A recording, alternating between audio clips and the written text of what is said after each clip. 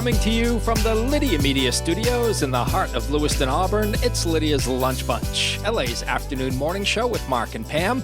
We're covering news and events in the greater LA area and talking to the people making a difference in our community. Feel free to share your comments, questions, or suggestions via email at podcast@lydiamediallc.com. Today's show is brought to you by Ruper's Beverage and Redemption. When it comes to beer, wine, and spirits, don't botch it, squatch it. At 4 locations in Lewiston, Auburn, and Oxford. Learn more at rupersbeverage.com, and remember, the party starts at Ruper's. And we have the pleasure of being joined in studio today by the president and CEO of the Lewiston Auburn Metropolitan Chamber of Commerce, Susan Ruhlin. Welcome back. Thank you. I'm so pleased to be here again. And we are happy to have you. We're going to talk to Susan all about some exciting chamber events coming up here in just a bit, including First Flight, an ideas pitch event that I know you're very excited about. I am. So we'll get some details on that as well. Before we get there, let's take a look at some headlines for Tuesday, June 30th. Tonight's Lewiston City Council special meeting will be live streamed on the Lewiston Public Schools Media Events YouTube channel. The meeting is scheduled for 6 p.m. at Lewiston High School. Senator Angus King is co-sponsoring legislation to strengthen the fundamental right to vote for all Americans. Some states are attempting to restrict voting access by tightening voter ID laws, shortening voting times, restricting registration, and purging voter rolls. The Right to Vote Act would require that efforts to restrict voting access meet a high standard to justify any policy that makes it harder for citizens to participate in federal elections.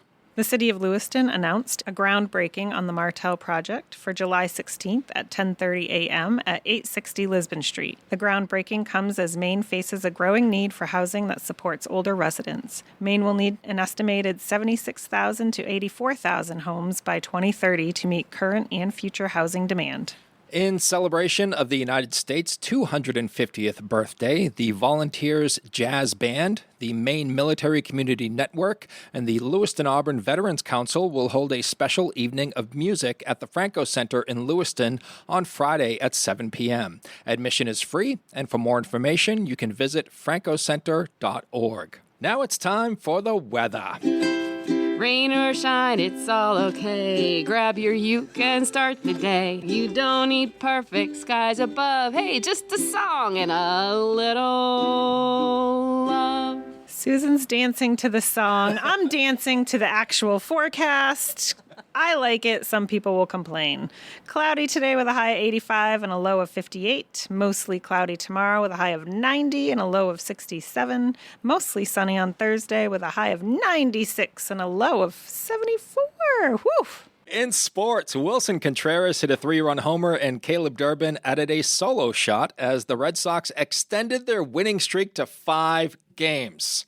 Have you stopped watching? Is this why they're winning, They're bringing me back in, Pam. They're bringing me back.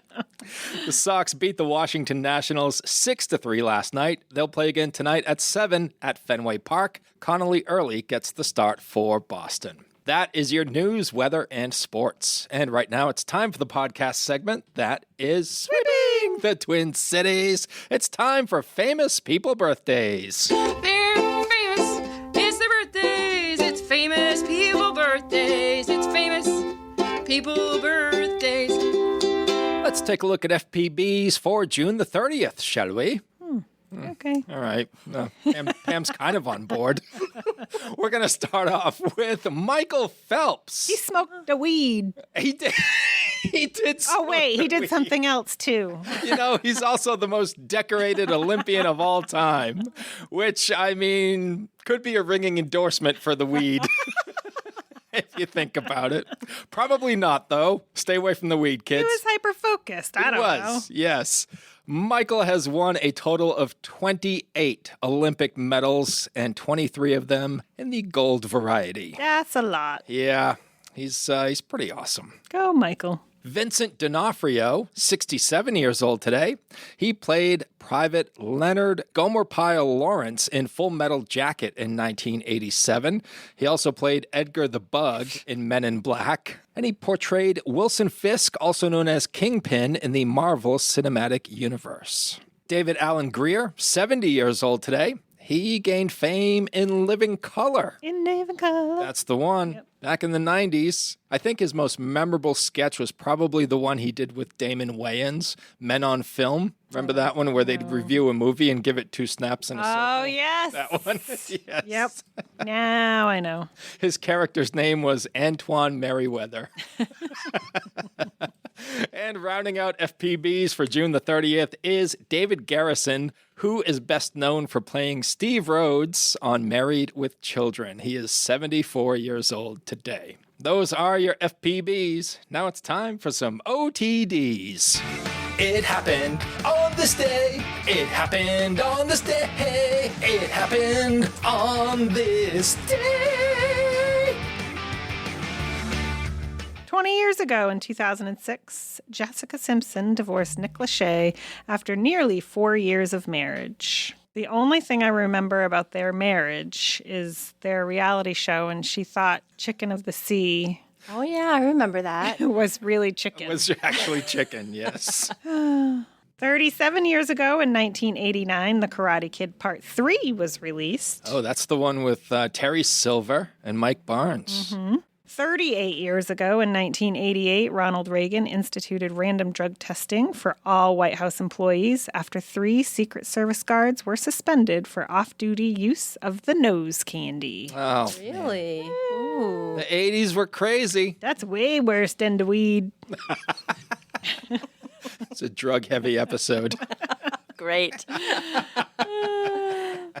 49 years ago in 1977, Gene Simmons authorized the first Kiss comic book. It sold nearly 1 million copies. I didn't even know that existed. I didn't either, but if you guys want to get grossed out, I did a little digging on this. The issue infamously made headlines for being partially printed in the band members' actual blood. What? No. Yes, it's fact. A registered nurse drew vials of blood from all 4 Kiss members backstage in New York. The extraction was officially witnessed by a notary public. The collectively mixed blood was poured directly into vats of red ink used for printing the comic book.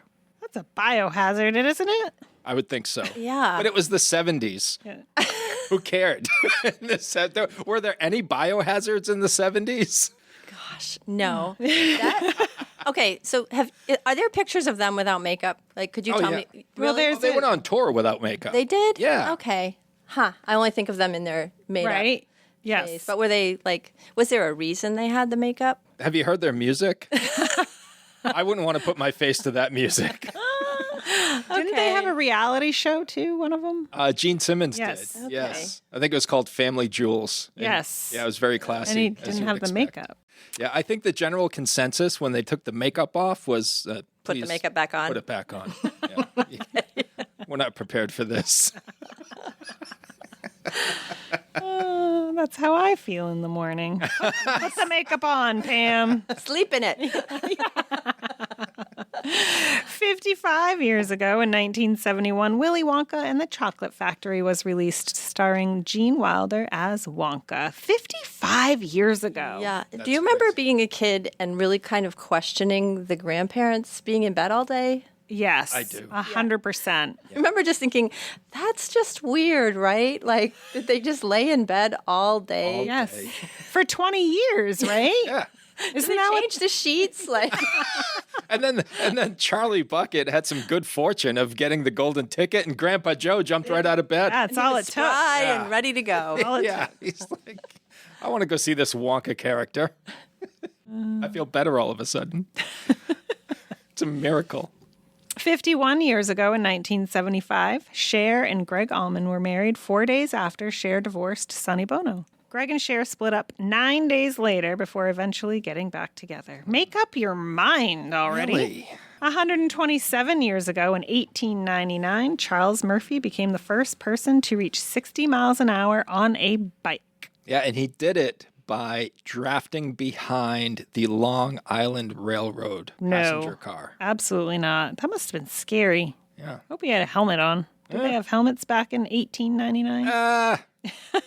Who has the time? What did the bike even look like in 1899? Was it 2 similar sized wheels or were they? Right. They had the ones where it was Yeah. the big wheel in the front and the little one is, yeah. More Google. Yeah, regular looking bike. He couldn't have been pedaling. Maybe he attached himself to the train. I'm confused. Well, they said he drafted behind it, so that cuts down the wind resistance. So if he was pedaling, kind of makes sense. He was just probably in great shape. I mean, what else was there to do in 1899? 167 years ago in 1859, 5,000 people gathered to watch Frenchman Charles Blondin walk across Niagara Falls on a tightrope. It took him only 5 minutes. Later, he crossed blindfolded on stilts, pushing a wheelbarrow and while carrying a man on his back. That is fake news. It's not. What? And those were all separate incidents. Oh. Yeah, not... Yeah, he crossed it 3 more times. It is written like it was done all at once. True. Yeah. Can you imagine? Blindfolded, on stilts, pushing a wheelbarrow while carrying a man on his back. It really reads like Even it was all at individually, once. though, that is insane. Yes. Like it makes the people who were in the barrels seem somehow sane. Right. I'll go over the waterfall in a barrel if I don't have to walk a tightrope across the falls. I don't think that record's ever going to be broken. Because it never existed. Oh, come on. It sure did, according to the interwebs. It did. By the way, folks, today is Social Media Day. So get off it. Get off it. Over 5.4 billion people used social media last year. The average person spends 141 minutes a day on social media. That's over 2 hours, if you don't feel like doing math. Mark just did it for you. That's because I don't spend a whole lot of time on social media, so I can sharpen my math skills. That's what you do in your spare time? Yeah. So... That's a lie. You're a little judgy today, Pam. Those are your FPBs and OTDs for June the 30th. Whether you want a sit-down meal or a grab-and-go, Pat's Pizza in Auburn offers delicious sandwiches, pasta, salads, and pizza at family-friendly prices. Pat's Pizza, serving the LA area since 1985. Open daily from 11 a.m. to 9 p.m. at 85 Center Street in Auburn. Online at patsauburn.com. Looking for a vehicle, but don't love the car shopping experience? At K&R Auto Sales on Center Street in Auburn, Frankie Campbell is known as your friend in the car business. That means no pressure, honest conversations, and helping you find the right vehicle for your budget and your life. Stop by K&R Auto Sales today and see how easy buying a car can feel when you've got a friend on your side. And now we shift focus fully to our guest in studio, President and CEO of the LA Metro Chamber, Susan Ruhlin, who is now 3 months on the job. Yep. How's it going so far, Susan? It's going really well, honestly. I absolutely adore this community and this whole region that we're in, that is Androscoggin County. I'm learning a lot. I still have a lot more to learn, so I'm mindful of that, but thrilled so far, honestly, genuinely. What have you learned about this community in the past 3 months that you may not have known coming in? Gosh, the story here is so different than I think it is on the outside. I think there's so many positive things that are happening here. So one of the things that I learned when I first started was that this is the youngest county by a lot, by like 4 years. Oh, wow. And that, if you look at that from an economic development perspective, that's huge, right? That we have so many young people here, which gives us a lot of opportunity and a number of economic development factors, I guess, if you will, especially where we are I think the grayest state collectively. So I think that's something that's really great. I love that there are so many cool housing projects that are taking place here that I don't think we shine enough light on. That's such a, it's whenever you talk about economic development, you're always talking about workforce and you're always talking about housing, and it's like a flywheel, so you have to solve multiple issues at once, and I think that that's happening here, and that's really encouraging. So I'm really excited about that. Entrepreneurship opportunities, which I'll talk about in a minute, also exciting here, and just seeing the development in the mills, which is great, and of course the Mill Museum. Yeah. Oh, my great-grandmother worked in one of those mills, so Very cool. to see the Mill Museum open and shine a light on all of the work that textile workers, not just here, in many of our mill cities across Maine, contributed. To see that celebrated is something I think is really amazing and exciting. Yeah. So Have you had a chance to visit the mill? Yeah. No, not yet, but I plan to. I plan to take my whole family there. I would have gone to the ribbon cutting, which I was so sad to miss, but I had a family birthday that I couldn't miss. But yes, we'll all be going probably many times. I had to miss it as well. I was very bummed. We had company over the weekend, and it just wasn't in the book for it. But I saw the pictures, and I was like, oh man, I missed it. Yeah. So maybe we'll take a little company outing over to the main mill. That'd be cool. Be fun. For sure. Yeah, I think it's a gem. I truly do.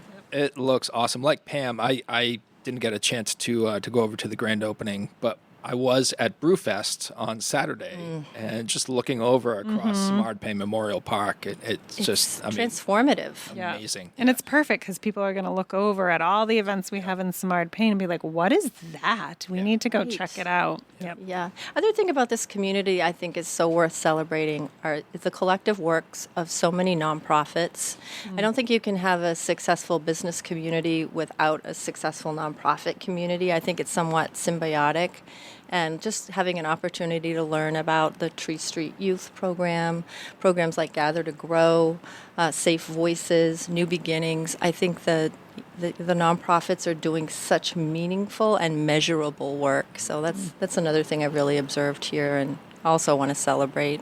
And just a quick shout out to Rachel Ferranti and her staff over at Main Mill for doing for sure. an Lots amazing of work. job there. Yep. Susan, you wanted to highlight some events that the chamber is putting on. What is happening? You guys are so busy. We are always so busy. We do 100 events a year, I think it was our last count. So we're always busy, and I think that is kind of the role of the chamber, to convene people, share factual information. So on our events calendar, we have a Brewing Connections coming up at Schooner Estates at 7:30 in the morning. So it's a great opportunity to start your day versus unlike our other events where we conclude the day with something fun, and they're just a great group over there, and the staff really looks forward to those events. So looking forward to that one. Yes, Lydia Media is at every Brewing Connections event at Schooner Estates, and we love it there too because we are morning people. So it's like a midday event for us, right? Pam? Yes. Well, yeah, that's true for you guys, absolutely, for sure. Yeah, the member moments are great, and the speed networking at the end of that. Yes, and they did recently, Uplift did an event over at Schooner Estates, which was a trivia event, which was so fun as well. Right. And next on our list is Kickball, which is another Uplift event, which is happening July 24th. Lydia Media has a team in. Oh, you do? Yes. Oh, that's great. Well, we're excited. So that's sort of an all-day event starting at 9 a.m., and it's July 24th, and that's at the Ron Morin Fields on Randall Road. So we'll come prepared. Yes, it'll be my first kickball. Kickball's kind of a fun event, right? Because it's sort of the great equalizer. Like, everybody can play kickball. Yeah. I wouldn't say everybody could play pickleball necessarily. It's true. But yeah, and then you can really try your strategy. Are you a bunter? Are you going to try to get it past everybody? It is harder than it looks. Yeah. It really is. I have a hard time placing where I kick the ball. Like, I know where I want it to go, but very rarely does it go there. Right. And plus, when you're pitching, you can put a spin on the ball. You can pitch it real slow. There are a variety of ways. There's some ringers that play, that's for sure. Yeah. Really? Oh, yes. I'm just grateful it's not dodgeball. I don't think that's allowed anymore, is it? I know, right? Dodgeball got outlawed. And I'm not altogether thinking that I think we could still have dodgeball, would be fine, but whatever. I'm glad that one isn't. So moving on, August 6th, we have First Flight, which I'm really excited about because we are sort of kicking off some revamped entrepreneurship programming. And one of the things that I think is so important for a region and a community is to establish a culture of innovation. Innovation in all things, whether it's a Main Street business, a store, a consultancy, or a startup. We love that part of the idea phase. So First Flight is all about just ideas. So there's no pitch deck that you need to have. You just need to give us a 60-second cell phone video describing your idea. So you just email your cell phone video to firstflight@lametrochamber.com. There's also a QR code you can scan if you see any of our posters or flyers anywhere about that. And we're open to 3 categories. So we have a community impact idea. Maybe you've seen a problem or there's an issue you think you have a good idea for solving, a small business idea, or a startup idea. So there will be a winner in each category, and the winner will receive $300. And this whole event is sponsored by Androscoggin Bank. So we're excited that they partnered with us on this. And our other sponsors for our startup sessions and our entrepreneurship programming are the City of Lewiston, the City of Auburn, AvCog, and Dirigo Credit Union. Is this taking the place of Top Gun? Is Top Gun still around? Top Gun is still around, but the chamber no longer runs the Top Gun, the Lewiston Auburn Top Gun. So we will institute our own programming going forward. And we really want to serve the stage of ideation to commercialization. Yes. So start at the very beginning. We want to teach people how to test an idea, validate an idea, and then launch that idea if the indicators are that you should move forward with it. And then resource navigation. That's something that really surprises me, how few people know what resources are available to them in this great state. And that's not unique to here. That's kind of everywhere I encounter that. So just understanding what resources there are available to entrepreneurs and small businesses in the state, and then maybe how to fund your business. And understanding, are you a small business or are you a startup? Because it's fundamentally different approaches to how you scale, grow, and exit your business. This is right in your wheelhouse, right? Yes. You have a passion for startups. I have a passion for small business owners. I owned a small business in a previous life. I'm also a startup founder myself. But yeah, I light up over entrepreneurship for sure. I'm curious if you have any advice for people who are thinking about submitting to First Flight, in that, like, advice for their 1-minute video pitch.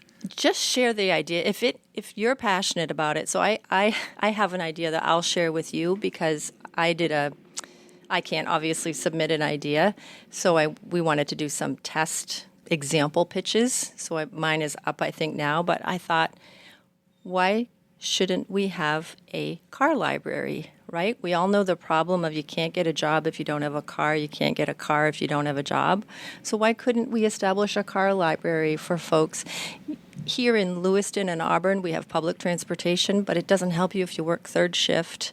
And if you live in a rural community, it really doesn't help you, right? So would there be a solution where we could establish, like a nonprofit could run it? We could partner with some of our lovely used car dealers and see if we could get mechanically sound vehicles so that people could lease them out temporarily to get to a job interview, to get to training, to get to childcare. So that's kind of my example pitch, but advice generally for the pitch, just share your passion. What would make it fly? I think we have some questions. What's your idea? What category are you in? Startup, small business, community impact? What problem does it solve? Who is it for? And what would help it take flight? Through the videos, you're going to narrow it down to 12 finalists, and they're going to have a live pitch-off August 6th at Craft Brew Underground. You got it. And then from there, 3 finalists. Yes. All right. And that 3 is winners, I should say. Okay. And that is free to attend. Free to attend, yes. Thanks to Androscoggin Bank. So Awesome. What a great idea. The community impact, small business, what was the other one? Startup. For people pitching, what would the difference between a small business and a startup be? How you scale and grow the business is really primarily the biggest difference. So if you're a startup, you're probably more tech-oriented, and your funding path would likely include investors. Okay. So you'd be giving pieces of your company Right. to your investors. Whereas if you're a small business, you would probably have a funding strategy that included debt financing. So you might have a commercial loan, for example. Right. You might have inventory. You might have assets that look Gotcha. different than a scalable tech company. I wonder if someone's going to steal your idea. Our library. I hope so. I would love for that to happen. Take flight. Oh, yeah, for sure. So hence our See what you did there, Pam. I try. So then on August 13th, we have our breakfast, chamber breakfast, always a good time. That will be at the Hilton. And our speaker is Commissioner Mike Duguay. He's the commissioner of the DECD, which is the Department of Economic and Community Development. And he'll be he's a dear friend, truly. I've worked with him for probably the better part of a decade.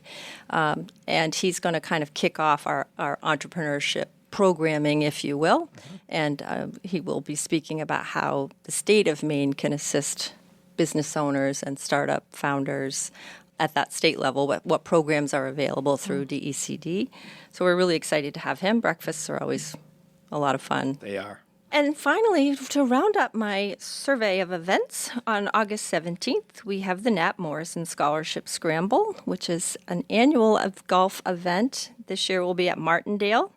And we partner with Central Maine Community College on that event and many others. And I've been told that this is an amazingly fun event to attend. And I don't want to give too much away, but I think that there are some plans to make this one a little different than another.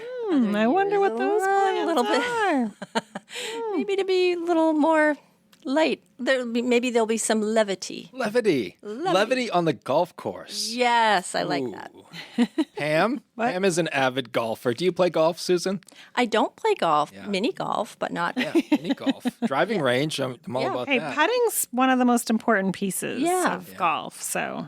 Yeah, and the bragging. So gotta have the bragging score, rights. the par, all that, But no, I'm told that this is a really, really great event. And of course, raising money for scholarships. Right. It's a good the cause. last breakfast we had, you saw the fruits of that. Absolutely. How many, we had so many scholarship recipients that we celebrated, and it can make such a difference. Right. So, The more I hung out at Apple Valley for a few days to write the LA Metro story. You wanted to go swing a club, didn't you? I sure did. Yeah. I had the urge to get back into it. you're a baseball guy? I like just about everything. I'm a baseball, hockey guy. Those are my two favorite sports, but I can't watch golf on TV. Me either. I do find that challenging. Yeah. I mean, if it's your thing, it's your thing. Sure. But Can you watch golf on TV? I don't put it on. Kevin does, Kevin though. does. So I'm forced to watch it. I usually get on my phone or go do a chore or something. Yeah. it does look fun, though. Like from, my friends who play golf, and just the idea of golf does seem fun to me. I've just never did it. Yeah, I enjoy it. I mean, I started off it was called a wine and nine. So it was all females. So that was nice. Kind of not so much pressure. And there was the pro and then two employees that gave instruction. So they'd take you out onto the driving range, talk about how to hold the club and how to position yourself to aim right, and then do some not chipping, but other clubs as well. By the putting green, they'd teach you how to putt and do some chips and stuff like that. And then after a few weeks, we'd go out on the course and play a couple of holes with the instructors. And then by the end, we were kind of able to go out and play after some recaps of different things and stuff. And that was a good way to start learning. Plus, the golf etiquette, is a little intimidating if you've never gone out. So if you just go out there without knowing anything, there is a lot of golf etiquette that you should follow. And if you don't know any of that, then some golfers might get a little annoyed with you. Okay, that's Putting it mildly. interesting. So yeah, I encourage, at least taking some lessons from a private instructor. But if you can find like a group thing like that, I highly recommend that. But for me, now that I go out and golf, it's like just getting away from everything. It's a mini vacation. I leave everything when I get on the golf course, and that's a lot for me to do. Like, I don't leave stuff behind very well. Yeah. So for me to be able to do that on the golf course is nice. For me, that's swimming. I was a high school swimmer, and I haven't been swimming in the last few months, but that is getting in that pool. Why is that? Do you have a new job or something? Yeah. Yeah, there's that. I just I took a trip, and then I kind of got out of the habit of it a little bit. But, out of the routine. Yeah, but I was very faithful to it for at least 2 years straight, like 5 days a week. Oh, wow. Thing. Yeah, so it's such a good. Yeah. But I totally, it's like there's no tech, there's no nothing. Right. For that 45 minutes that you're in the water, it's quite an escape. So if that's what golf does for you, that's amazing. I find with golf, you just have to go with the right people. Yes. You got to go with people who enjoy having a good time. Yeah. They're not going to, no one in your group is going to qualify for the PGA Tour. Despite what they may think. Right. Yep. All right. Yeah. It's going to be a great day. Yes. Susan, any other chamber business that folks should know about? No, I think that catches us up for now. All right. And if you would like more information on anything Susan mentioned or about the Lewiston Auburn Metropolitan Chamber of Commerce, you can go online to lametrochamber.com. Dirigo Federal Credit Union is proud to call Lewiston Auburn home. Whether you're buying a house, saving for the future, or growing your business, we're here for you, right where you live. Visit dirigofcu.com and feel the difference of a credit union that truly knows LA. Susan, as you know, we like to close out the show with a segment called 3 Random Questions, where Pam and I will ask you questions that have nothing to do with the chamber. We're just trying to get to know you a little better. Sounds good. All right. Question 1, Susan. If there was a movie made about your life, what would be the one scene that people talked about on the way home? I had this very ornery horse once who was owned by Buddy LaRue. You might know Buddy LaRue. The name sounds familiar. As a Red Sox person. So she was a thoroughbred. Buddy LaRue was one of the owners of the Red Sox back in the maybe 80s. And my farrier told me about this horse who was free, could have the horse had been on just a horse walker.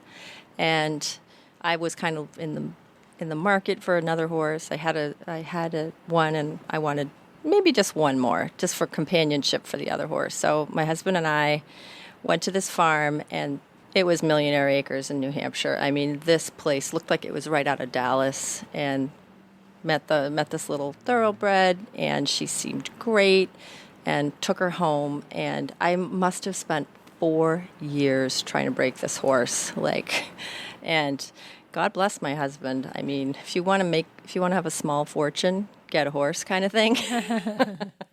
And she was something. She was pretty hard to train. She had a mind of her own. She was a horse that reared up, and one time I took her out on trails, and she threw me but good, really bad fall. I probably came the closest I've ever come in my life to maybe dying from and I'm not a meek or weak person. I've been thrown around a lot by horses, but that time, and I think my husband's, she ran back eventually to the barn, and I wasn't on her.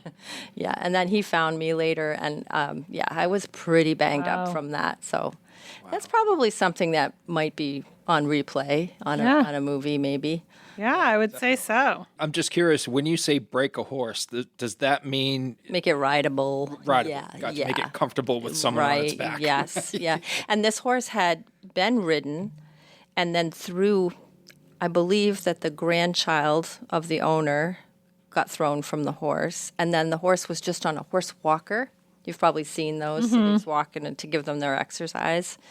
And it wasn't her fault. I think it was just life circumstance, Yeah. But I just spent so long trying to make that work. Yeah. And it just was never going to. So. Aww. All right, Susan, what does a perfect day for you look like? I love this question so much. So I think a perfect day for me looks like a good night's sleep. It's so important, right? To be a great day, you have to be well rested. Yes. I think that's important for all of us. And then my sitting and staring time. Do you have that? I have that over coffee. I'm a person who likes to wake up slowly, and I am such a person who loves nature. So in my current home where I live, it is very much focused on bird activity. I know that makes me seem like I'm 100 years old.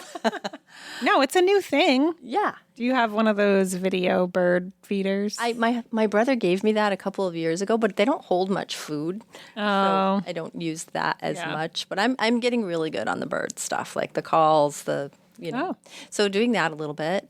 And then definitely something outside. So it could be anything from gardening or going out in the boat. Like just being out in nature is a perfect day for me. Hitting maybe a brewery would be a nice. And then Do you have a favorite one? Gosh, that's a really loaded question. You know what? A brewery I love a lot because I'm a cream ale girl is Ambition Brewing in Wilton, Maine. Yeah. It's really small, but cream ale there is phenomenal. And then restaurant, like a nice restaurant, you know. And then I also do love movies. So going to a good. I recently saw Backrooms. I don't know if you guys saw. You didn't see it? No. So cool. It's made for like cheap money and It's right up your alley, Mark. the filmmaker's like, I don't know, maybe 20 or something. It was Does it made all have- with YouTube, I think. You should definitely check it out. It has less than a $10,000 budget. It's right up Mark's alley. My kind of flick. But it's so cool. It's about liminal spaces. I mean, it was really neat. But yeah, so like just sort of that kind of thing. That would be my perfect day. Yeah. Sounds like a great day. All right, final question for you, Susan. And let's start your perfect day with breakfast. What is your go-to breakfast order? My go-to breakfast almost every single day is a Greek yogurt, a little bit of granola, and fruit. Pretty much that's 95% of my breakfast. Yeah. If I'm going out, real maple syrup, some kind of a good like Belgian waffle, side of like a smoked bacon. That sounds Right. pretty good. I'm hungry now. Yep, I think we're all hungry now. Susan, it's been a pleasure. Thanks so much for your time today. Thank you. This is a lot of fun as always. She is Susan Ruhlin, President and CEO of our LA Metro Chamber. Thanks to Ruper's Beverage and Redemption for sponsoring today's episode.